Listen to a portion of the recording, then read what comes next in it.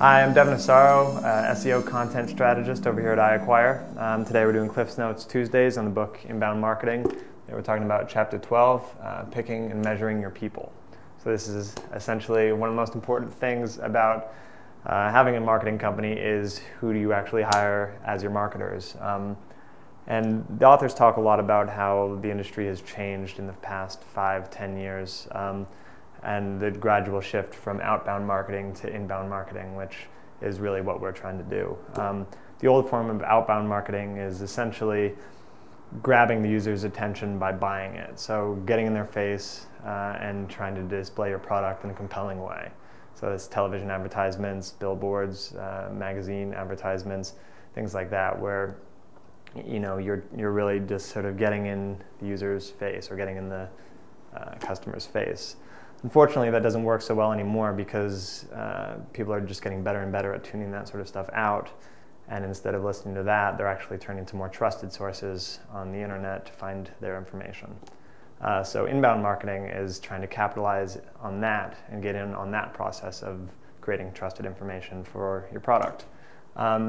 So in the new way of doing things, there's a few things that we want to look for in hiring people. We want to hire digital citizens, hire analytical chops, hire for their web reach, and hire content creators. Hiring digital citizens essentially means hiring people who are well versed in the web.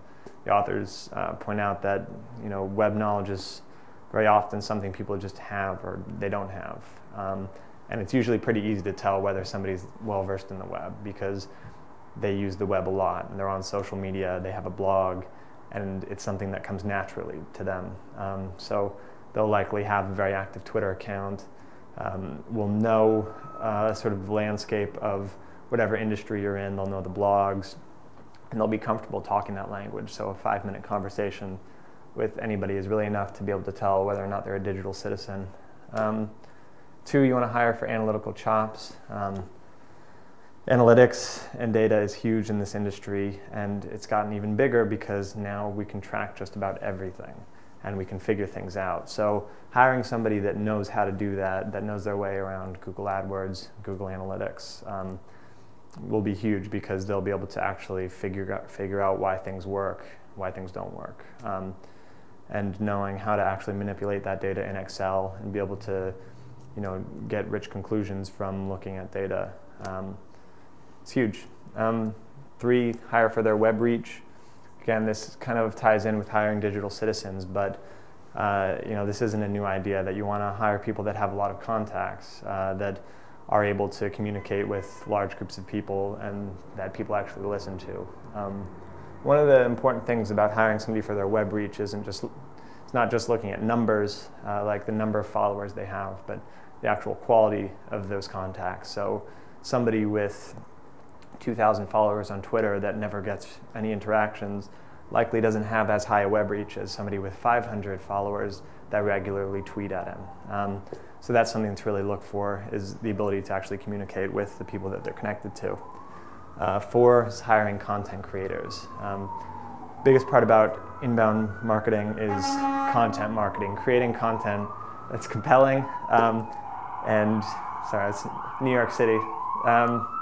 Hiring content that's compelling and actually drives users and customers to conversion. The constant demand for content in marketing is huge because the landscape has changed so that now every company, every brand is essentially a publisher. And a big part of what we do as marketers is create content for those brands or help those brands create content. So having somebody that can say, turn around a blog post in an hour and a half if you need it is huge because that sort of stuff is what comes up all the time when we're dealing with inbound marketing. And another thing is not just to think about bringing people in from the outside, but actually taking a look at the people inside of your company that have been around for a while, that are more versed in the old way of doing things, but have a lot of the skills that it takes to actually be good inbound marketers, because we don't want to forget about the actual experience that people have that can be beneficial to us who have been in the industry for a long time. So taking a look at existing marketers and figuring out if they have some of these skills is huge, because you may have somebody that's more versed in the old way of doing things and doesn't really know a whole lot about inbound marketing, but is still a digital citizen. They use the web, they're comfortable with the web, and they like the web. They just haven't really learned how to do inbound marketing. So that's huge. Analytics really isn't a new thing. Dealing with data isn't a new thing. It's just there's new ways of doing it. So hiring somebody or finding somebody within your own company that has those data skills and training them in analytics can help. Hiring for web reach, again, contacts are not a new thing. So if somebody has a lot of contacts, just helping them figure out how to interact with those contacts in a digital way through social media is huge. And content creators, content, again, not a new thing. If somebody can write, they can write. So try to utilize those contacts. Again, most importantly, you always want to track your progress. Figure out if the processes that you're using actually work. And we're able to do all these things now. Figuring out who has what qualities on your team and tracking them and tracking their success in creating conversions is huge. One of the things the authors suggest is creating a reach grader, which actually takes a look at the people in your company and their ability to get a message across to a lot of people. And that's something you can track over time, looking at followers, looking at social media interactions, to judge how successful people are, to create benchmarks that they can reach towards.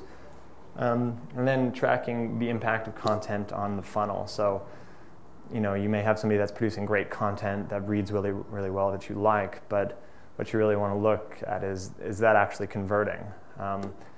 Are your blog posts driving people onto the website? Are your landing pages driving people further down the funnel? And if it's not, you might want to look at how you can make that content tighter, better calls to action, and actually create more conversions with the content you're creating.